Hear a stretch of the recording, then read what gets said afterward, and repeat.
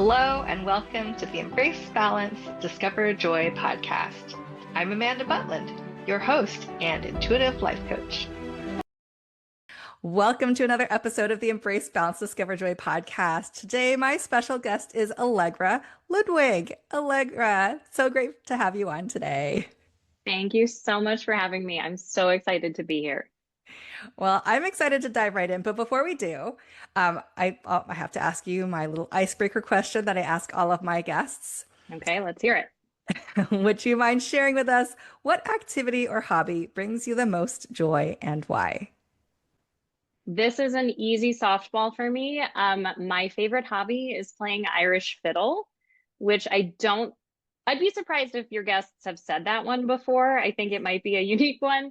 I'm a classically trained violinist. I've been playing my whole life. I'm also a professional violinist, but I discovered fiddle playing when I moved to Colorado, and it has definitely become a passion. And I love going to sessions. I love listening to tunes, learning new tunes. So Irish fiddle, there you go. Wow, I love that. And you're right. That is a first. I haven't had a guest say that their passion or their hobby is Irish fiddling. So I love that. Anytime you can bring music into your life, it's always a good thing. So I love that. I think music is sort of a metaphor for life, for speech therapy, for so many things. Everyone loves music. Everyone has it in their lives. So yes, it's a huge part of my life and my family's life too. Awesome. All right. And I heard you say speech therapist. So now we're going to just dive right in. Okay. Yes. I know you are a speech therapist, pathologist. I think I can't remember the exact title that you have. A speech-language pathologist is sort of the formal title, but we're also speech therapists. Sometimes I have parents say, oh, my child was seeing a speech-language pathologist. It's the same thing. Got it. Okay. Yeah. All right. So let's dive right in with that. Okay. Would you mind sharing with us a little bit about how you got to where you are today? What brought you to this career? You know, it's a little bit random. I have two teenage daughters, and I'm watching them make choices in their lives that feel a lot more deliberate and measured than when I made the decision to launch myself into this field. I had majored in linguistics in my undergraduate program, and then I worked in business right out of undergrad. I was working in marketing at a Fortune 500 company. I was very young, and I just did not love it. I didn't connect with it. I didn't really understand how I was contributing to the wider world or how what I was doing was helping people. And I decided I really wanted to leave business and go back to school and do something that would help people. And I wanted to connect with people one-on-one. And I didn't really know exactly what form it would take, but I said, okay, I majored in linguistics. So how about speech therapy? It just seemed like kind of a corollary to linguistics at that time. I had never had speech therapy. I didn't know about speech therapy, but I got a US News and World Report, top 20 grad schools for speech language pathology.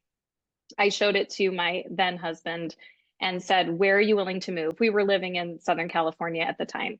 And he took a look at the list and he said, Boulder, Colorado. And it was like, okay, let's go to Boulder. And I went to CU Boulder, and they had a really strong stuttering program in that speech language pathology department.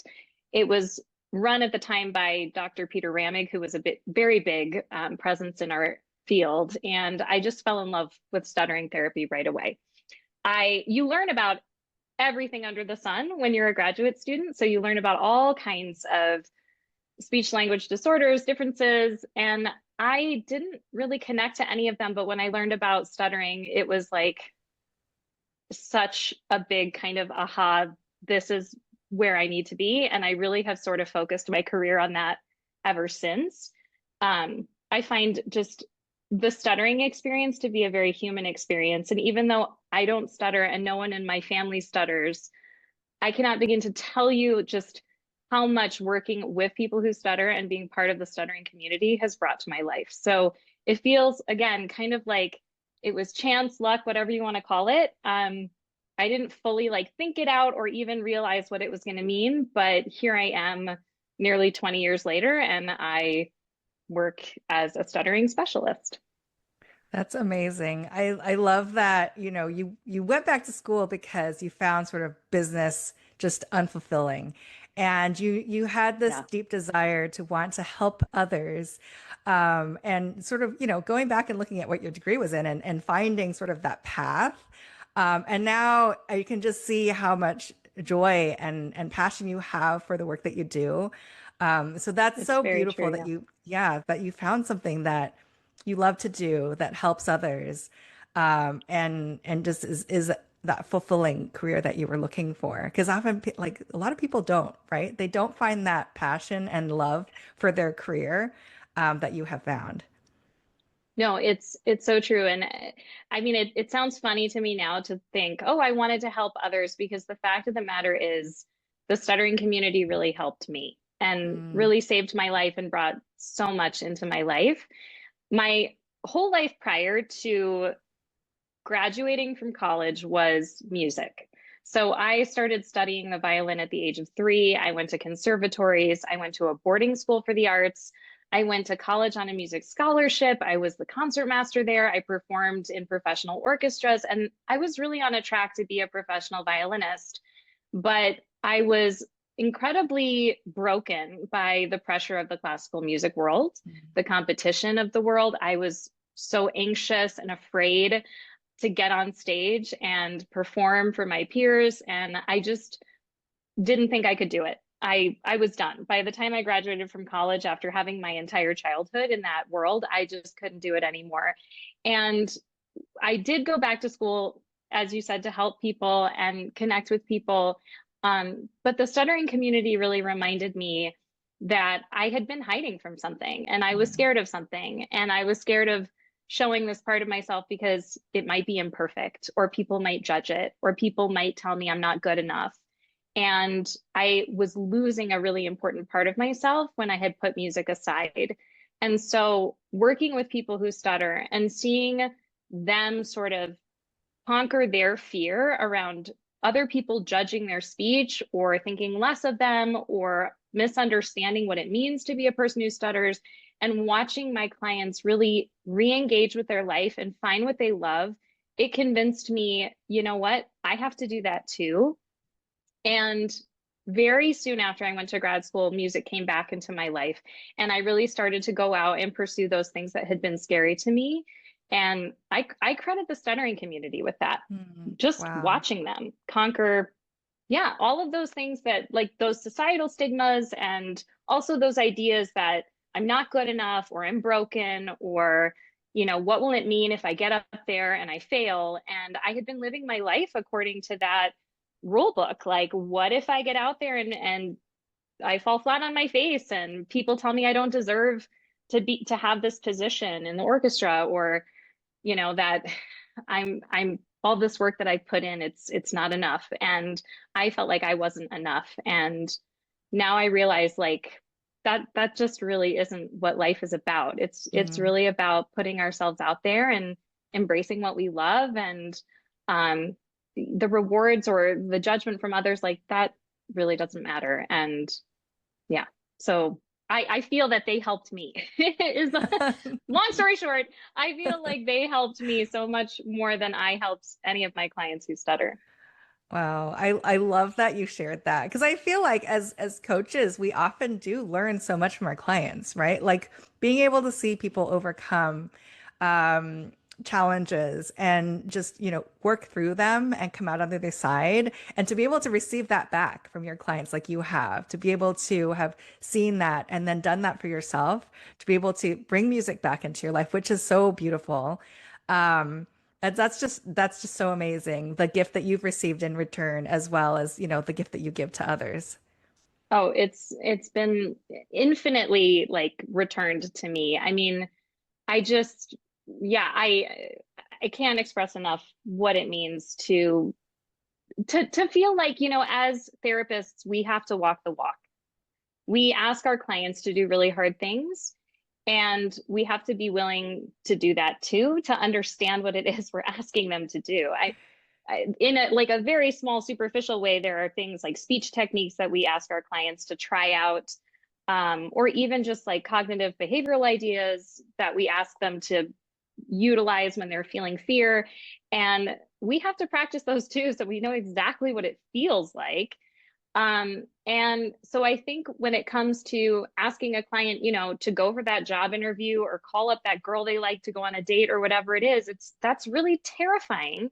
And I had to think about, like, what is it that I've been hiding from or avoiding or have felt too scared to put myself out there and try? And like, I've got to walk that walk too. Mm-hmm.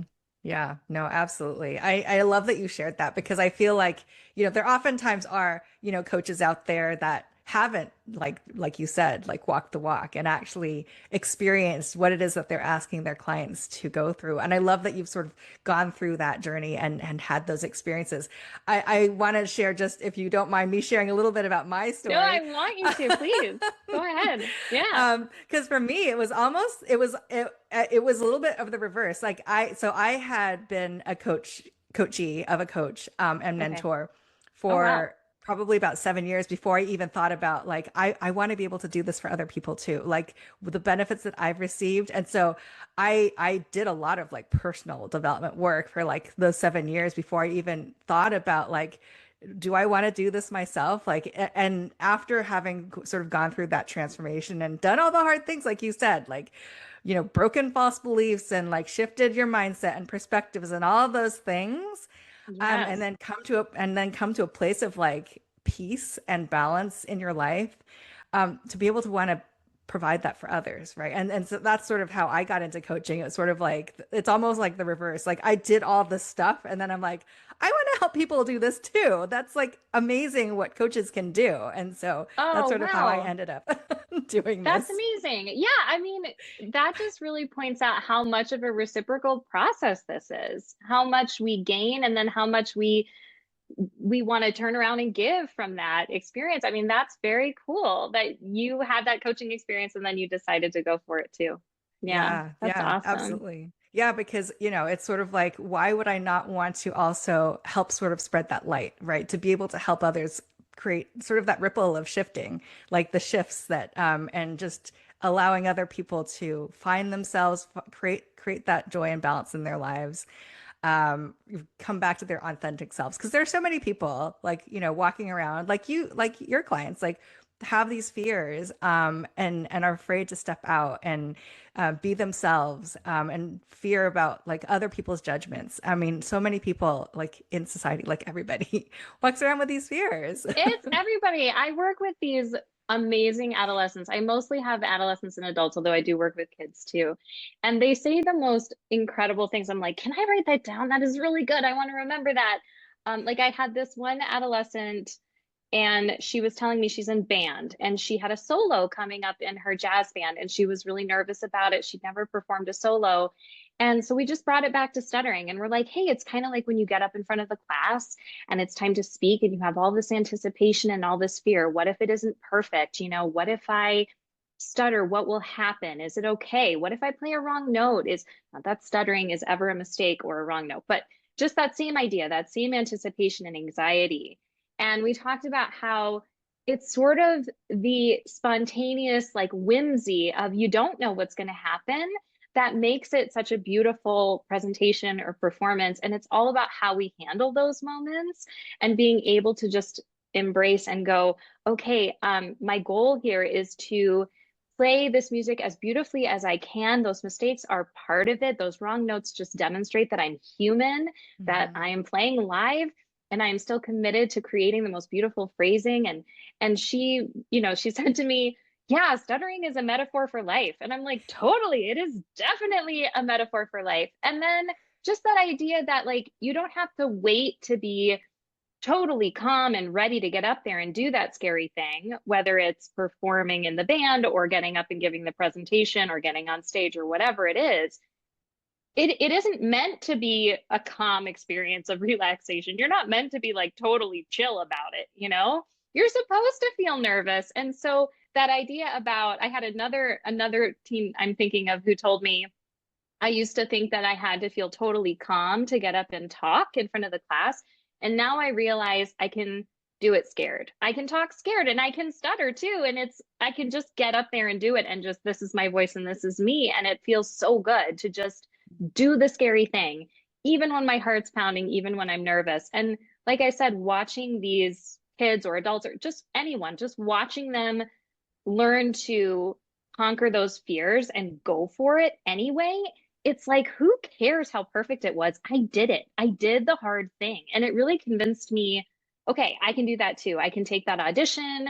I can go to that session, even though I'm not sure if I'm going to know all the tunes. And I just want to live and I just want to show up and I just want to connect, whether it's with our voices or with our instrument or with coaching or whatever it is. Like, I'm going to show up.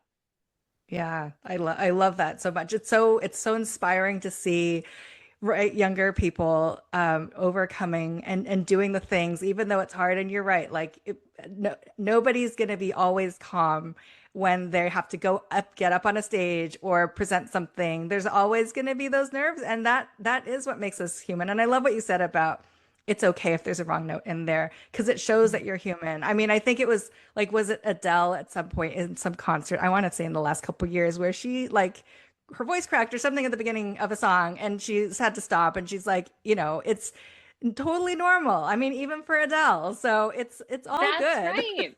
I always say that. I say we're not robots. It's actually way more interesting to inject the surprise of a stutter, of a wrong note. So that same teen who told me she wasn't getting up in front of her class to give presentations, she was opting out. And then she realized, you know what? I'm just going to do it. Even if I'm terrified, even if I stutter, I'm going to do it.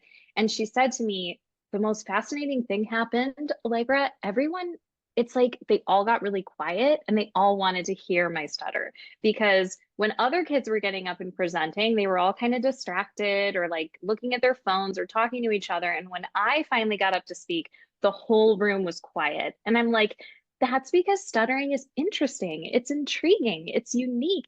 And yeah, we need it in the world. And yeah, they want to hear it. And I think it's the same thing when we see a performance, Adele or whoever get up there and they miss a note. Or I'm thinking of a play I saw with the guy, George Costanza from Seinfeld. He was in this play, the producers. Anyway, they totally flubbed their lines and they forgot. And the whole audience leans in when that happens, It's this idea that whenever we sort of airbrush out our mistakes or our errors, we're doing a disservice to people. It's just, that's not who we are as human beings, is imperfect and flawed. And that's beautiful and necessary. So we need to show that. Absolutely. I love that message about how, just life is imperfect and it's interesting and it's beautiful and it's all good. It makes me think of, okay, now I lost it. Hold on. I do that too. Are you in your 40s? I feel like it's a thing when you're in your 40s. I'll be talking and I'll be like, I was gonna say something and it just flew out the window. By the way, that's normal. Ooh, look, we're demonstrating it live. I love that. Yeah, it was something about being imperfect and how, no, I lost it again. It's all good. We're not going to go there. It'll come back to me. Yeah, right. If it's important, it'll come back.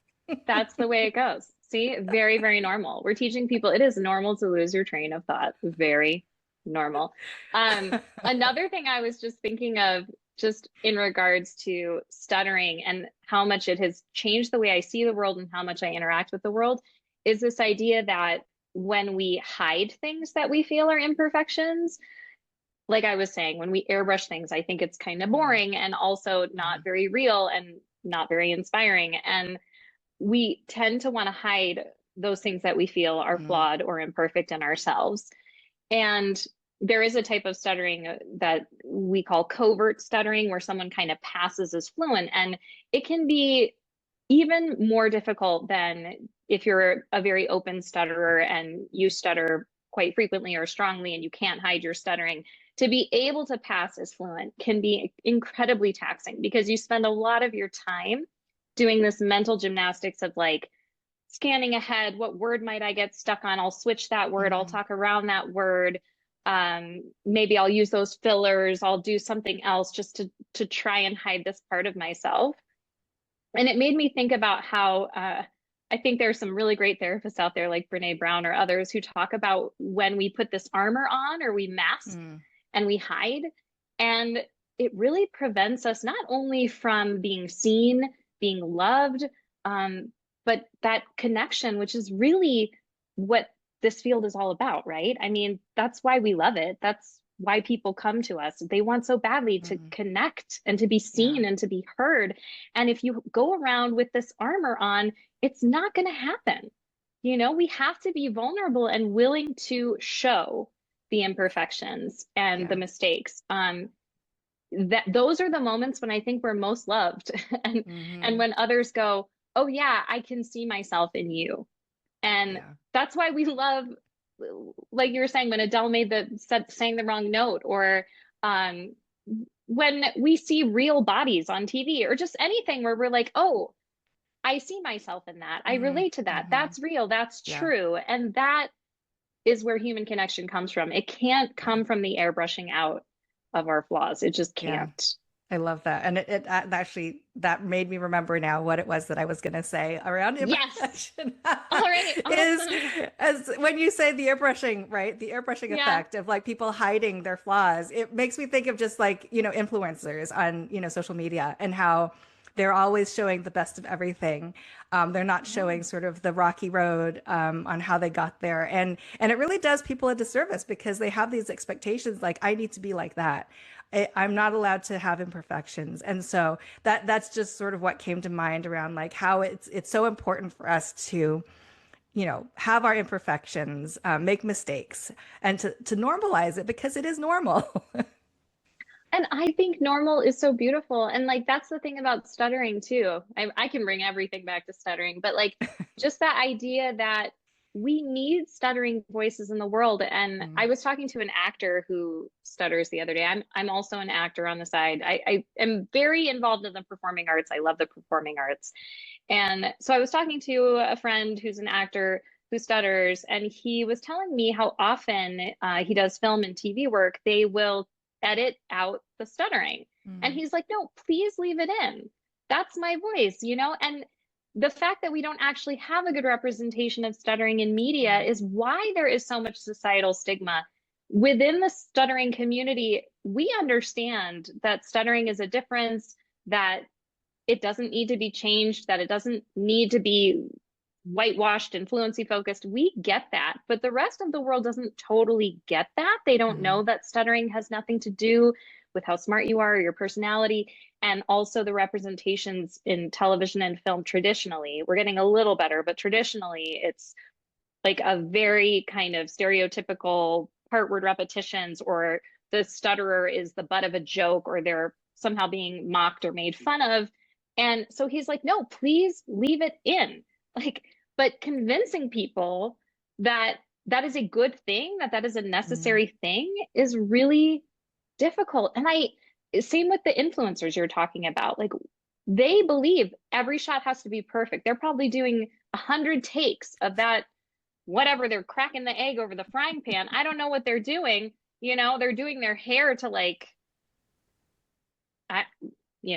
to run outside or whatever it is. It's like they want it to be so perfect and so completely edited. And I don't fully understand why, because as a consumer, I mean, we're all consumers too. I can tell you that I don't connect to that. It kind of turns me off. It does make us feel like we're lesser than, that we have to change something about ourselves, something that we cannot possibly strive for or achieve. And it's when I see something real, that's when that spark lights up in me. So I know, okay, if that's how I feel, if I can recognize this perfect representation makes me feel somewhat broken or not enough, and this real, honest, authentic representation, you feel it, you know it when it's there. Yeah. That inspires me. And that makes me feel like just really great, not only about myself, but about the world and about the people in it. That's why we need these stories, and that's why we need stuttering voices, and that's why we need people to be real about what it is they're experiencing in life. That's why we need them to play the wrong notes. That's why we need it, you know? Yeah, absolutely. Yeah, I love what that you brought up, that there isn't a lot of representation in media of stuttering, because you're right. It's completely, I mean, I can't even maybe think of maybe one or two examples in the whole time I've been watching TV and movies. And so I love that you bring that up, because maybe it's time, right? It is time Very for much time for representation to exist, so that the stuttering community doesn't have this feeling like there is something wrong, like it needs to be fixed. So I love that you brought that point up. Oh, and you know what? It exists in music too. As a Mm. classical player, this idea that you, in an orchestra, you're kind of in a school of fish and you need to blend perfectly and you can't be too loud or like, God forbid you come in on a rest note, just you have to be invisibly melding with the group and so much pressure for perfection. And then Mm. I thought, falsely, oh, maybe in the fiddle world, in like these other, in bluegrass jams or in Irish fiddle, there's a little more room for your own interpretation, your own soul, it can be your style, your voice, your music. And what I learned is like these communities have some pretty rigid views about Mm. what is real and authentically theirs too. So they'll go, well, that's not really Irish what you're doing there. Or I can tell that you're a classical player. And this idea of like, well, I just don't belong anywhere. That also just, again, the human Mm. experience that I feel with stuttering voices too, feeling like we're being forced into a fluency box, we're being edited away. And then do I belong anywhere? And I think like I can respect protocols. I can respect that we need a certain style of music in a traditional session in an orchestra like the New York Philharmonic. I respect that. I am not trying to like step on their toes, but I also think it can turn a lot of people away from what they love.